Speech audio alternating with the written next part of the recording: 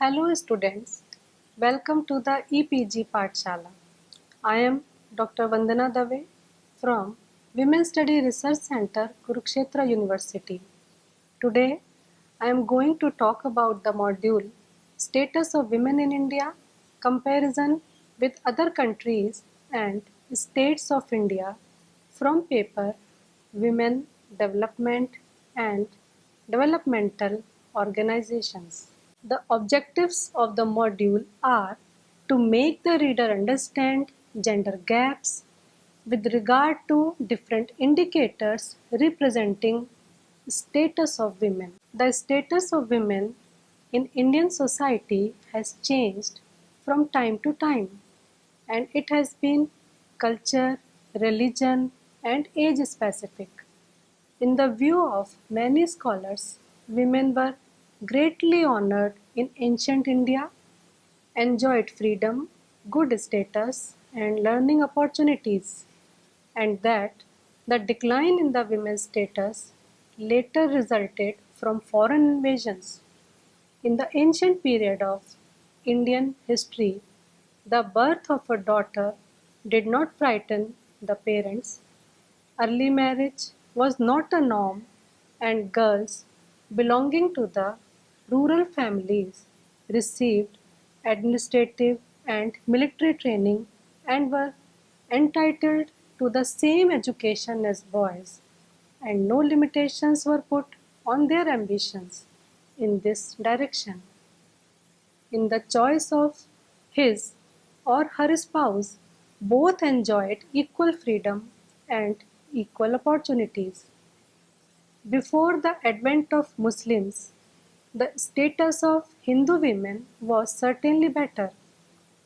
There were many factors directly or indirectly responsible for the continuous deterioration in the status of Indian women in medieval times. Early marriage became a rule to safeguard the honor of girls. The Hindu law gave unequal and indifferent treatment to women. They were discriminated against in marriage, marital status, divorce, widowhood, and inheritance. The father was the head of the family, and sons acquired rights in the family property as soon as they were born. Because of the various evils, socio-religious practices, superstitions, and irrational religious rites, women were denied from education and other rights. Some of these were early marriage, denial to widow remarriage, sati, parda, the dowry system, female infanticide, and the evil practice of polyandry. These made Indian society a huge static and immobile social structure in which women practically had no say and were neglected, and men were allowed greater freedom and liberty. The preamble of the Constitution of India promised to secure to all its citizens justice, social, economic, and political, equality of status, and of opportunity. Hence, attempts were made to introduce programs of development aimed at enabling women to play their role in our national life in an effective manner. Partly as a result of these various measures, and partly because of the general process of social change, the status of women in our society has undoubtedly undergone considerable change. Various new problems relating to the advancement of women emerged. The Government of India, therefore, constituted a committee on the status of women and presented its report in 1974. The committee admitted that sex inequality cannot in reality be differentiated from the variety of social, economic, and cultural inequalities in Indian society. The inequality inherent in our traditional social structure based on caste, community, and class have a very significant influence on the status of women in different spheres. In 1979, the UN General Assembly adopted the Convention on the Elimination of All Forms of Discrimination Against Women, which is called CEDAW, to attain the goal of equal rights for women. When India ratified the UN Convention to End Discrimination Against Women in 1993, efforts were initiated by the Government of India to collect disaggregated data on various indicators so that a clearer picture of the situation of women and girls vis-a-vis men and boys would emerge. The status of women in India is discussed with the help of current statistics on different indicators as follows: Human Development Index and Gender Gap Index. On Human Development Index, out of 187 countries of the world, India ranks at 136th position, while Sri Lanka stands at 92nd rank and China at 101st position. If we look at the Gender Gap Index 2013, India stands at 101 position, far behind China, which stands at 69th position out of 136 countries on Gender Gap Index. According to United Nations Development Programme's Human Development Report 2013, India stands at 132nd position out of 187 countries on the Gender Inequality Index, performing worse than even Pakistan, which is at 123rd position. The condition is such that India is far behind all nations in South Asia. Gender Inequality Index measures the loss in a country's progress and human development because of gender inequality in three sectors. These are reproductive health, women empowerment, and labor market participation. Gender inequality stems not only from the pre-existing differences in economic endowments between women and men, but also from pre-existing gendered social norms and social perception. The skewed sex ratio of total population as well as in the 0 to 6 year age group is an indicator of this fact. A girl child in India is in a doubly vulnerable position because of her age and her gender. Discrimination against her begins right from conception and birth and continues through childhood, adolescence, and womanhood. Our society suffers from son syndrome. A son is required to continue the family name, to look after family business and property, and to provide economic and emotional security to parents in their old age. A girl, on the other hand, is a responsibility and a financial burden because of the customary dowry.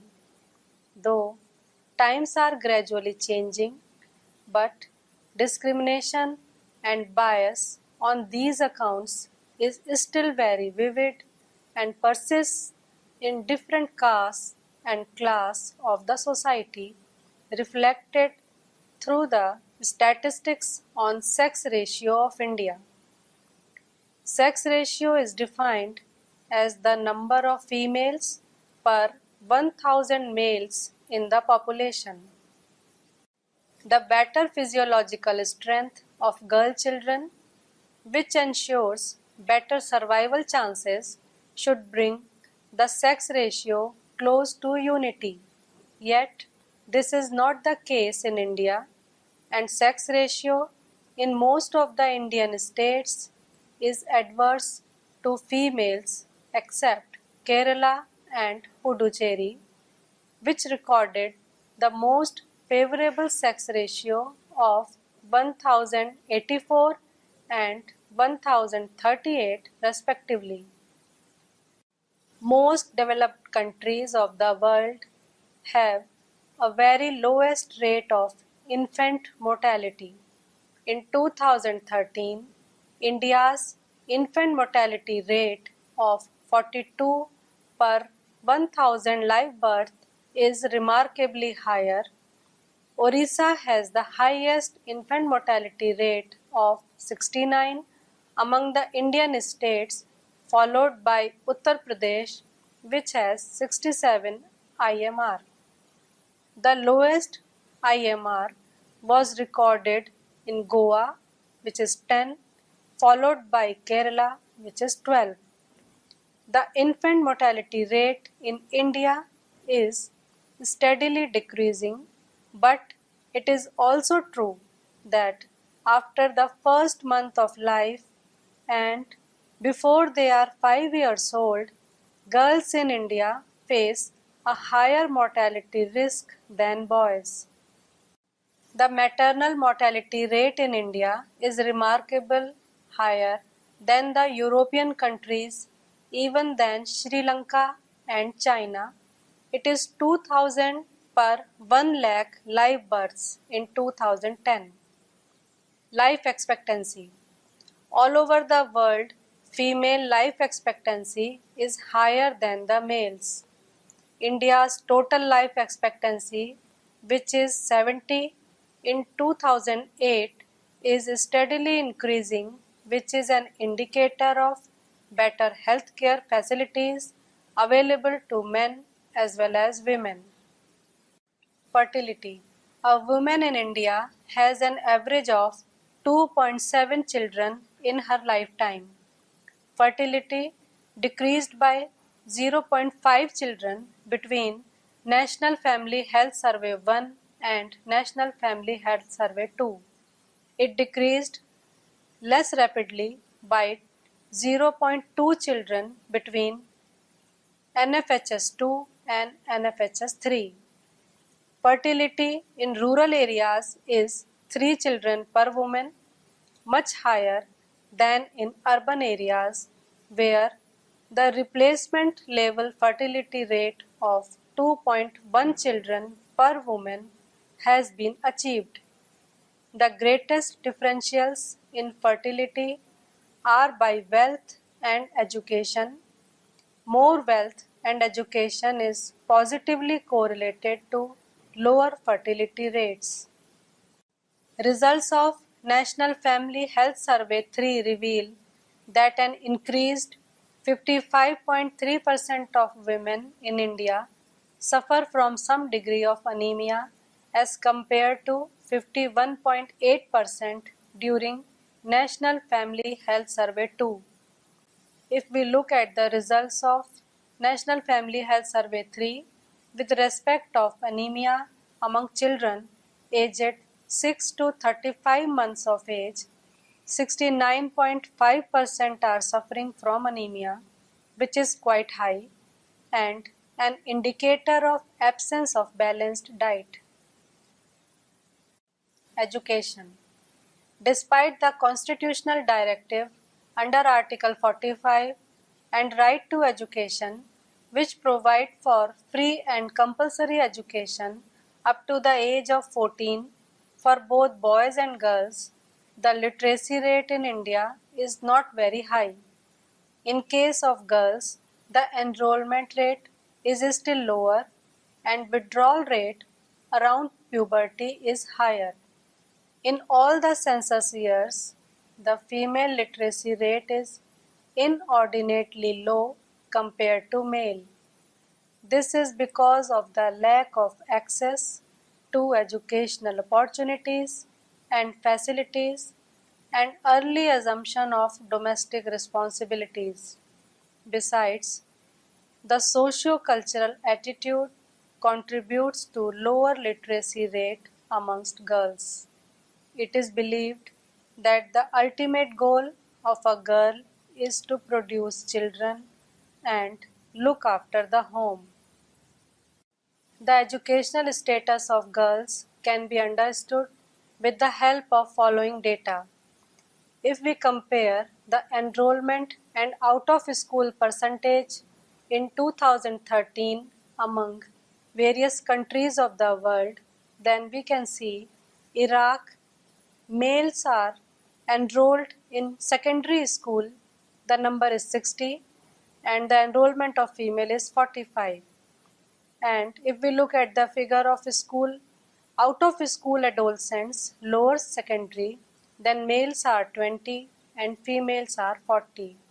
While in India, 66 males are enrolled in secondary school and 60 females are enrolled in secondary school. And the out of school adolescent data is not available. The highest figure we can see in Australia, which is having 135% males who are enrolled in secondary schools and 128% females are enrolled. On the other hand, only 2 male and 2% females are out of the school.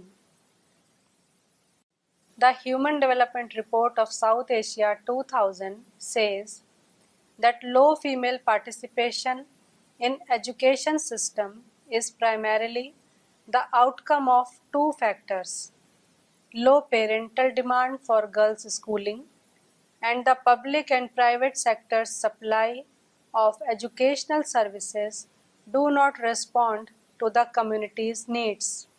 The other causes may be inadequate facilities for girls in schools, absence of female teachers, and insecurity. Economic status of women.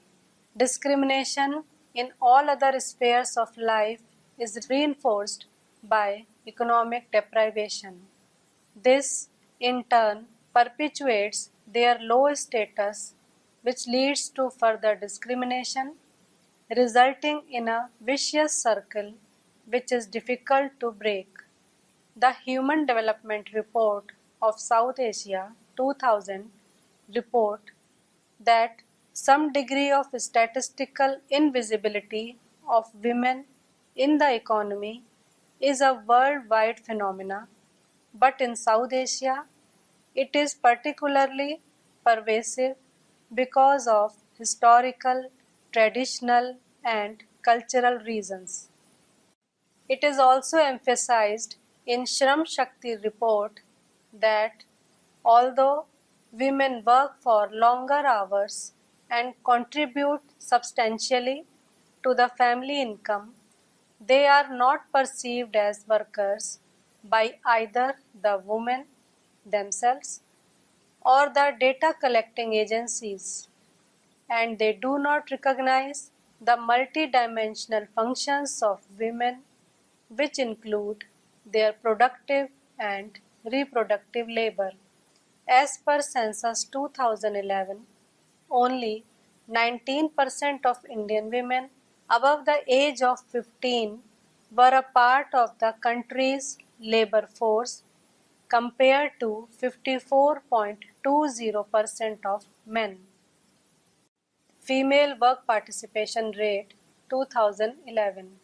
If we look at the figures among Indian states, the top 5 states are Himachal Pradesh with 44.8 female work participation rate, then Nagaland which is having 44.7%, Chhattisgarh is having 39.7%, Sikkim 39.6, and Manipur is having 38.6% female work participation rate. And the bottom 5 states are National Capital of Delhi with 10.6% female work participation rate, then Lakshadweep 11%, Punjab 13.9%, Daman and Diu 14.9%, and Chandigarh is having 16% female work participation rate.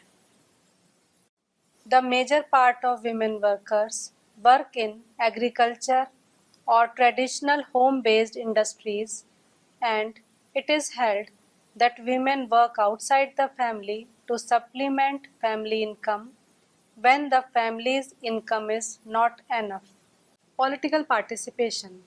The 73rd and 74th Amendments enacted by Parliament in 1992 provides for one-third representation of women in the urban and rural system of local governance. The idea was to facilitate women's participation in grassroots politics, thereby empowering them to become partners in the decision-making process. But the domination of bureaucracy, patriarchal norms about mobility, and illiteracy generated proxy representation. The lower caste women are the worst sufferers since they face the double oppression of patriarchy and caste hierarchy. This is reflected through the percentage of women participated in Panchayati Raj elections. The percentage of women participating in general election is low as well. In the Lok Sabha elections held in 2004, women participation was only 8.16%, which increased to 10.82% in 2009 general elections. Uttar Pradesh had the highest number of female candidates, that is 13, followed by West Bengal 7 and Madhya Pradesh 6. There were 20 states and UTs where no female candidate contested the election. If we look at the figures of female participation in Panchayati Raj institutions, then the top 5 states are Bihar, Manipur, Karnataka, Sikkim, and Dadar and Nagar Haveli. Among these top 5 states, Bihar is having the highest percentage of female participation in Panchayati Raj institutions, which is 54.12%, followed by Manipur, which is having 43.66% of women participating in Panchayati Raj institutions. Among the bottom 5 states of India, Kerala is having the lowest percentage, which is 30.38%, followed by Arunachal Pradesh, which is having 33.04%, Chandigarh 33.16%, Maharashtra 33.33%, and Gujarat is having 33.34% women who are participating in Panchayati Raj institutions at grassroots level. The total women's participation in Panchayati Raj institutions in India was 36.84% in 2009, whereas Bihar had the highest and Kerala had the lowest female work participation rate. Violence against women.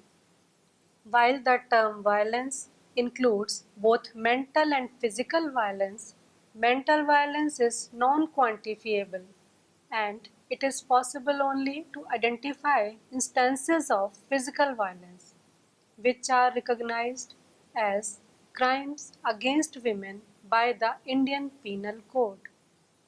Besides this, various situations where results in marginalization and deprivation of women, including female feticide, infanticide, lack of access to education, lack of opportunities, as well as neglect in healthcare are not only a part of gender violence but lead to increased violence against women.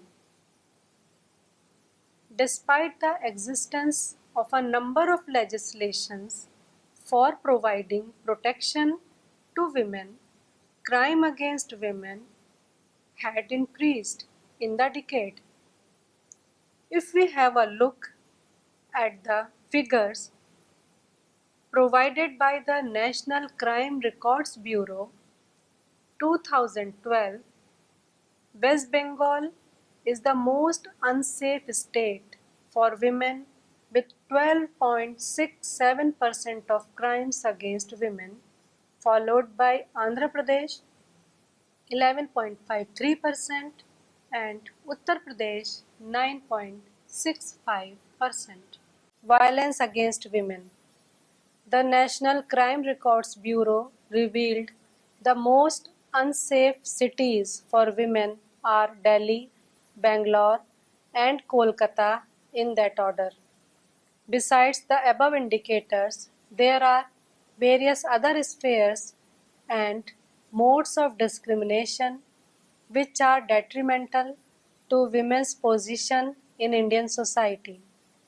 Actually, the traditional customs and norms determine the life of a woman in India. Her economic activity, her social life, her marriage, birth, and death, her physical movements are strictly and minutely controlled by the societal norms. One such example may be the Parda system, which is more pervasive in North India. It is a system which literally means covering a woman's face is primarily responsible for the seclusion of women. Like many other social evils, it was the direct result of the Muslim invasions, denying women all opportunities for normal personal relations in everyday life and keeping them away from participating in social activities. It is also true that the socially accepted rights and roles of women are closely affected by the process of development, namely education, urbanization, globalization, and modernization. The social, political, and economic change that a society is going through is bringing out change in the status of women in different degrees.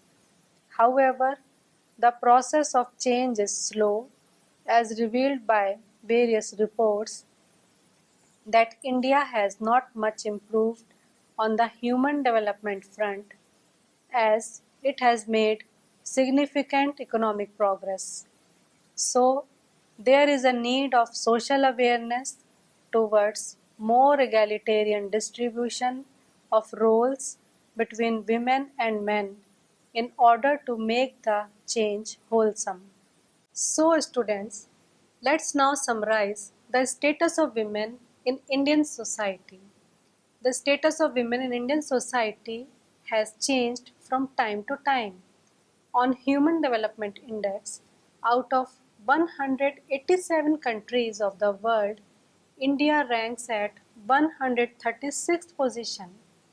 On Gender Gap Index, India stands at 101st position out of 136 countries.